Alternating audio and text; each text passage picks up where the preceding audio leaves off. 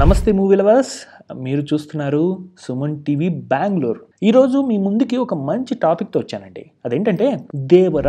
మన young tiger NTR అన్న దేవర movie వస్తుందని అందరూ తెలుసు. ఏప్రిల్లో రిలీజ్ కాబోతుంది. ఇది కొరటాల శివ ఎంతో ప్రతిష్టాత్మకంగా, ఆబ్వియస్గా ఆచార్య ఫ్లాప్ తర్వాత నెక్స్ట్ మూవీ హిట్ అవ్వాలని అనుకుంటారు కదా, అదే ఆలోచనతో తీస్తున్నారు. 2 పార్ట్లుగా వస్తున్నాయి. ఈ 2 పార్ట్స్లో దేవర అనే మూవీలో మన ఎన్టీఆర్ అన్న డబల్ రోల్ అంటే డ్యూయల్ రోల్ కూడా చేస్తున్నారని ఒక టాక్ అయితే ఉంది.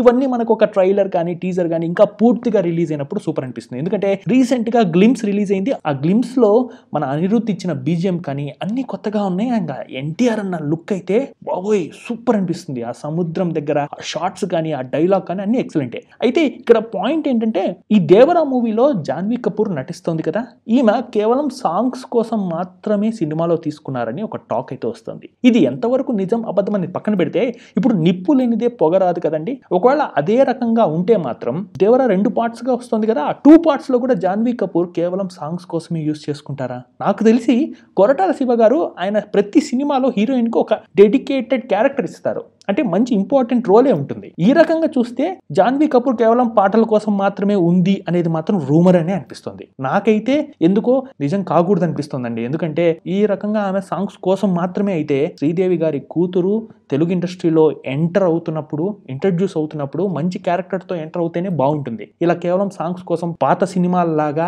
అలా సాంగ్స్ కోసం మాత్రమే ఆమెని ఉంచేలా ఉంటే మాత్రం బాగోదేమో అనేది నా అభిప్రాయం. అయితే మనందరికీ తెలుసు, RRR మూవీ తర్వాత రామ్ చరణ్ గారు కానీ మన ఎన్టీఆర్ అన్న కానీ గ్లోబల్ స్టార్స్ గా ఉన్నారు. అంటే ఇప్పుడు ఎన్టీఆర్ అన్న గ్లోబల్ స్టార్. అలాంటి వ్యక్తి సినిమా ఇంకా బ్లాక్ బస్టర్ హిట్ అవ్వాలి కదా, సింపుల్, ఇది అంతే, అవ్వాలి. సో అదండి మ్యాటర్. అయితే మీరేమనుకుంటున్నారు? హీరోయిన్ జాన్వీ కపూర్ కేవలం సాంగ్స్ కోసమే కొరటాల శివ తీసుకున్నారా, లేదా ఖచ్చితంగా ఆమెకు మంచి క్యారెక్టర్ ఇచ్చింటారా? మీ అభిప్రాయాల్ని కమెంట్ సెక్షన్ లో పంచుకోండి. At the same time Suman TV Bengaluru subscribe చేసుకోండి.